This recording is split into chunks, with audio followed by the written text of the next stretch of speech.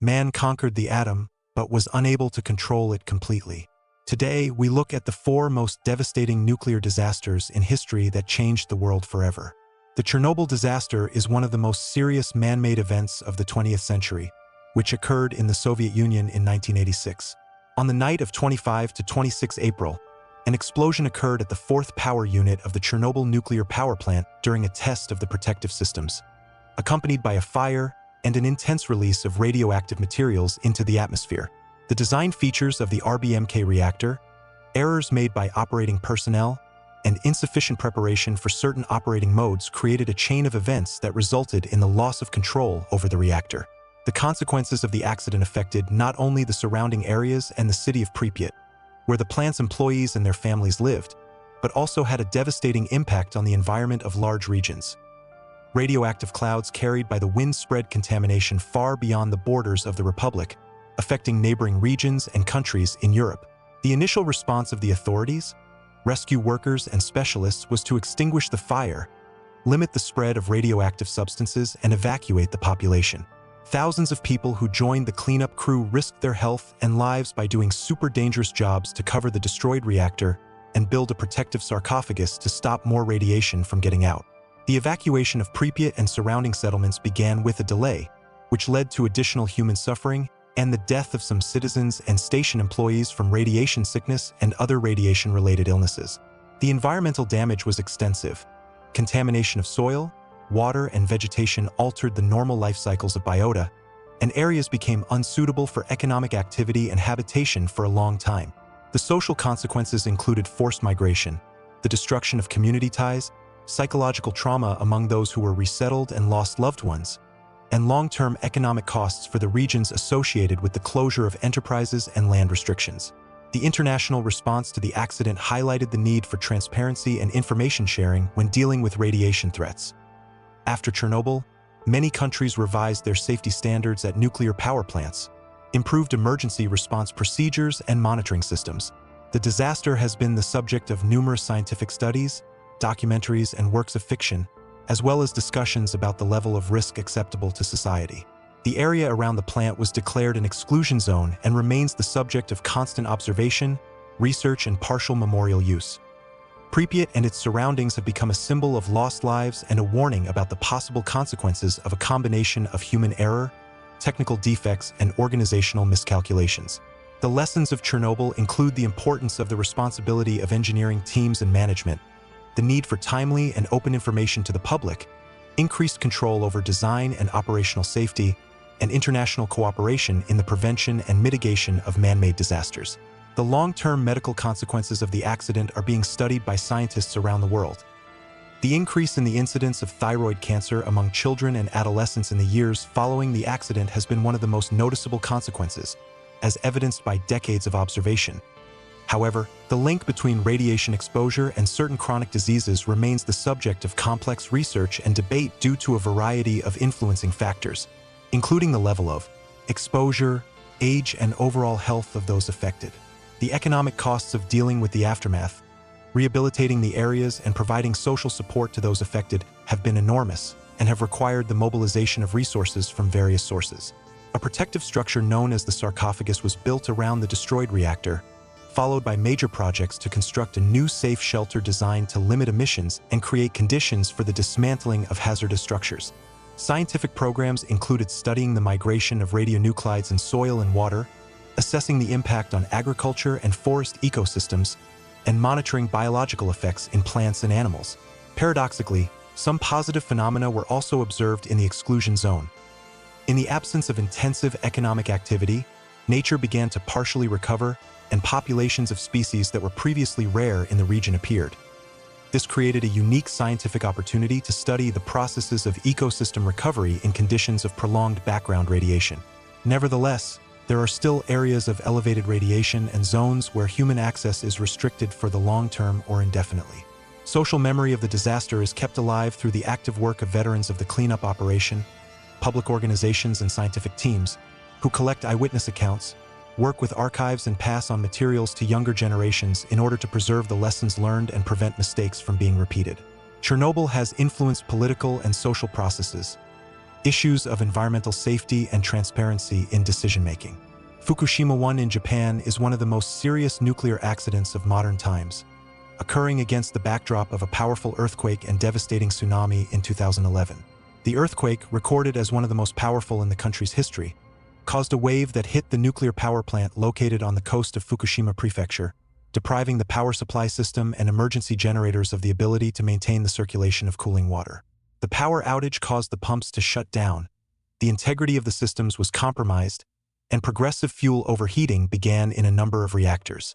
As a result, partial meltdowns of nuclear fuel occurred in many units, and at certain moments a hydrogen cloud formed, causing a series of explosions in the superstructures of the reactor buildings, which further complicated the work to localize the accident and created a danger for personnel and residents of surrounding settlements. The plant operator, TEPCO, faced the extremely difficult task of organizing rescue and recovery work in the absence of a full power supply and with radioactive emissions continuing into the atmosphere.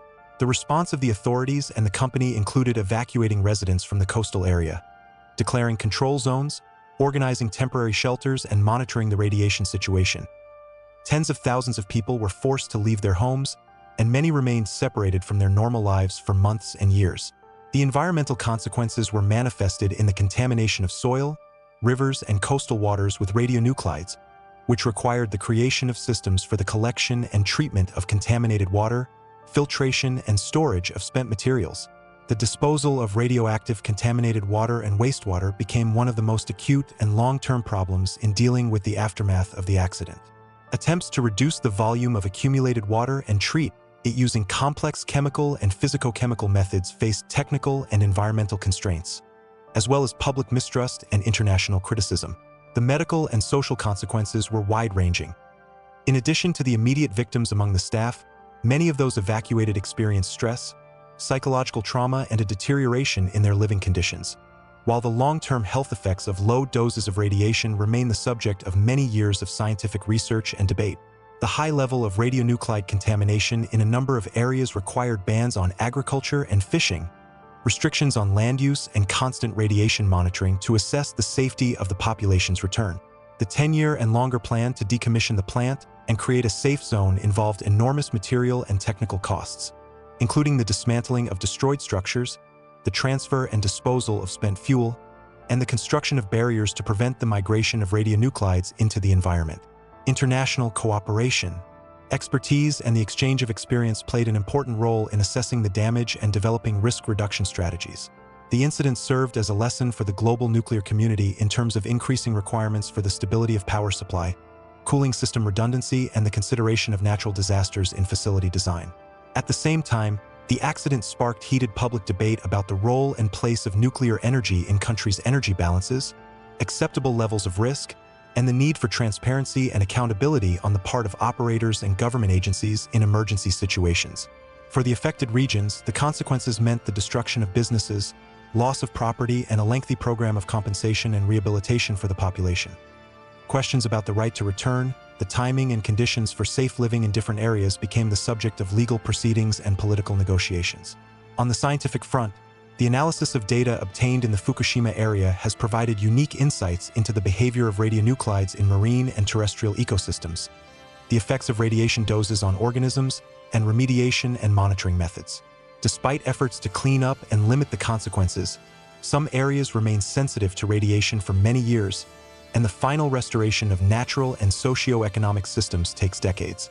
The memory of the disaster is kept alive by the work of public organizations, scientific projects, and initiatives to restore the territory and support those affected.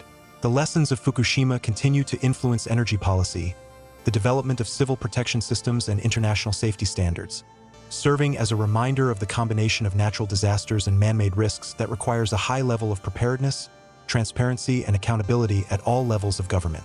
An important aspect of the accident was the problems with spent fuel storage pools, where assemblies requiring cooling were located. Falling water levels and structural damage created a risk of radiation spreading. Damaged buildings became a source of debris that had to be carefully removed and packaged for controlled storage. The task remained to clean up a large volume of contaminated water. Multi-stage systems made it possible to remove some of the radionuclides, but the management and disposal of the reserves remained difficult.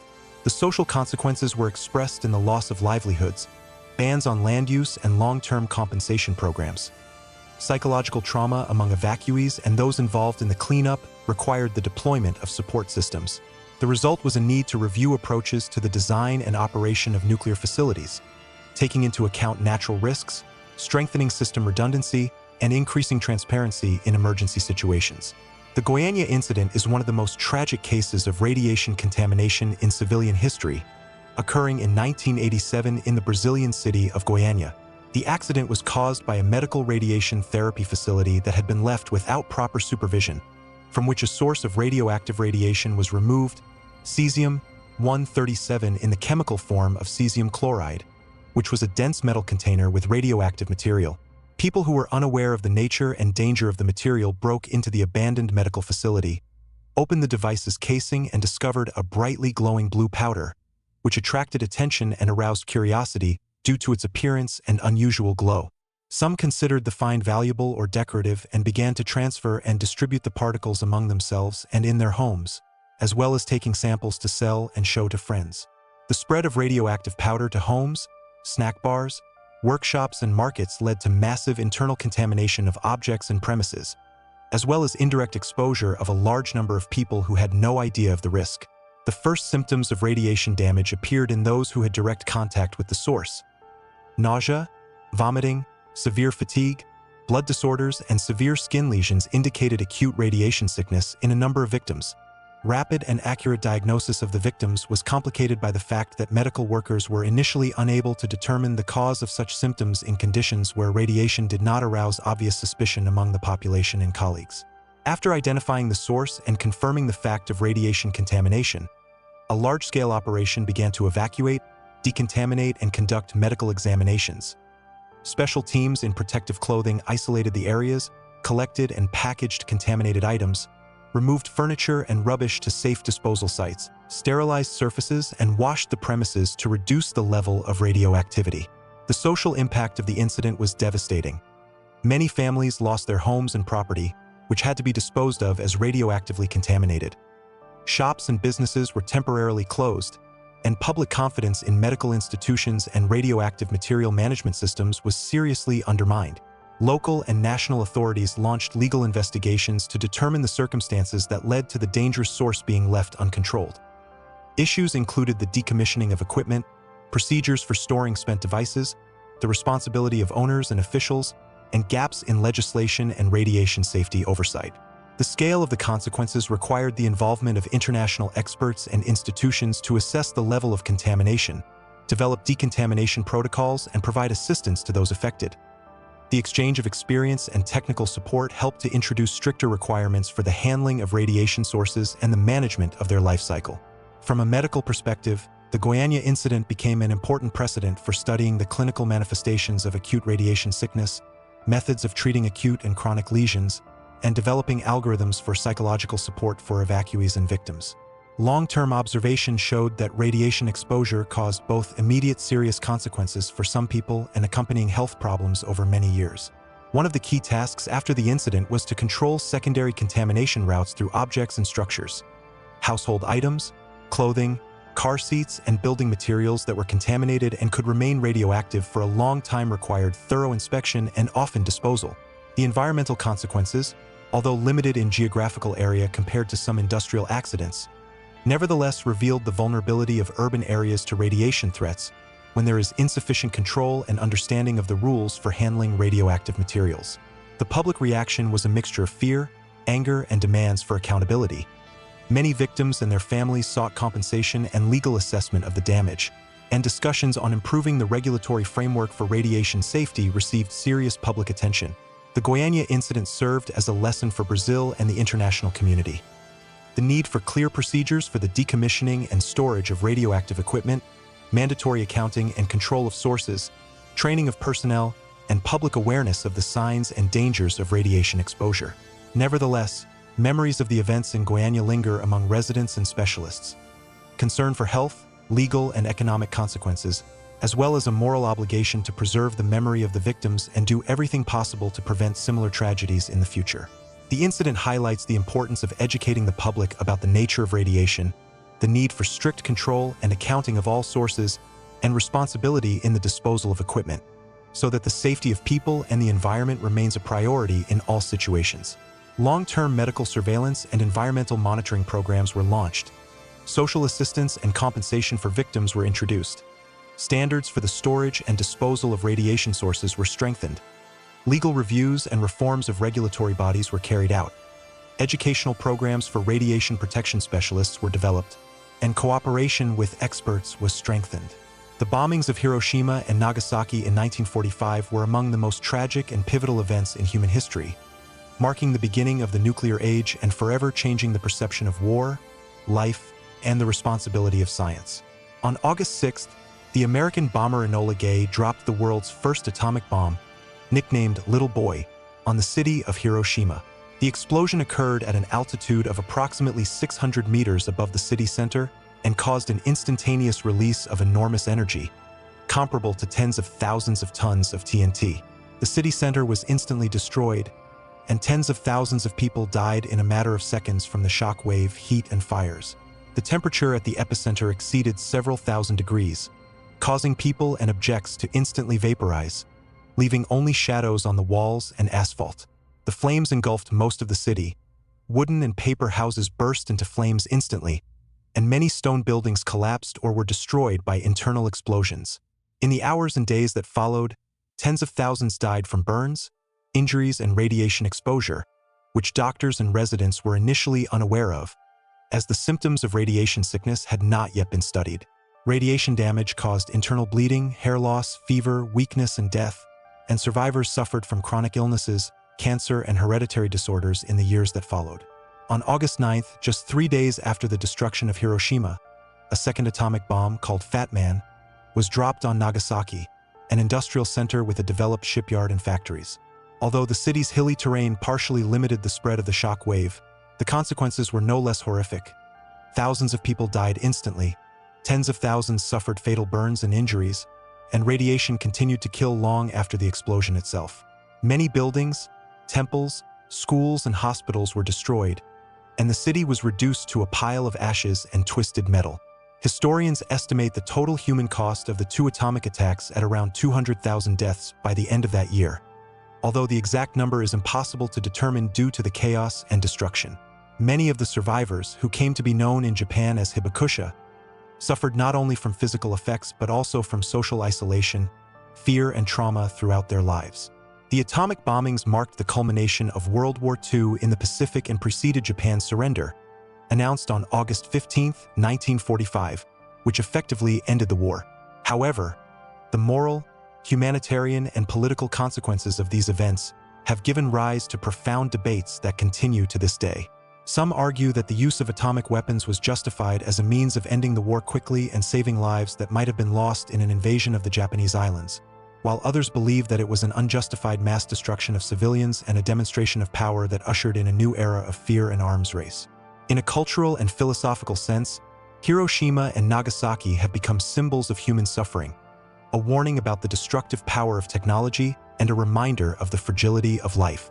Survivors spoke of unspeakable horror, of burned people walking with outstretched arms, of children screaming, of a sky filled with smoke and ash, of the silence that followed the blast, as if the world itself had stopped breathing. Medical assistance was virtually impossible. Hospitals were destroyed, doctors and nurses were killed, medicine supplies were destroyed, and those who remained struggled with their last ounce of strength, not knowing how to treat an invisible death. Radiation affected not only bodies, but also the earth, plants, and water, causing long-term consequences for ecosystems. In the years that followed, scientists began to systematically study the effects of radiation on the human body. The emergence of cancer, hereditary mutations, and immune system disorders became the basis for the development of radiobiology and nuclear medicine, as well as for the formation of international standards for the control of atomic energy use. The memory of Hiroshima and Nagasaki has become an integral part of world culture and the peace movement. Every year on the 6th and the 9th of August, memorial ceremonies are held, bells are rung, white cranes are released as a symbol of peace, and people from all over the world come to pay their respects to the victims. Museums, memorials, and documentary films remind us of the cost of war and the need to prevent such a nightmare from happening again. At the political level, the tragedy of these cities became the foundation for international efforts to limit nuclear testing and the proliferation of weapons of mass destruction. Japan, having experienced the horror of an atomic explosion, chose the path of pacifism and enshrined in its constitution a renunciation of offensive warfare, becoming one of the leaders of the anti-nuclear movement in the world. However, decades later, there are still debates about moral responsibility, the limits of what is permissible in military conflicts, and whether there can be a just use of weapons of this magnitude. In the 21st century, the memory of Hiroshima and Nagasaki takes on new meaning against the backdrop of global challenges, reminding humanity of the need to preserve reason, compassion, and diplomatic means of resolving conflicts. These cities have become living testimonies to rebirth, modern, thriving centers have risen from the ruins and ashes, where memories of the past are combined with hope for the future. Hiroshima and Nagasaki are not just pages in history, but an eternal reminder of the line that man has crossed and the line that must never be crossed again if humanity is to preserve its very existence.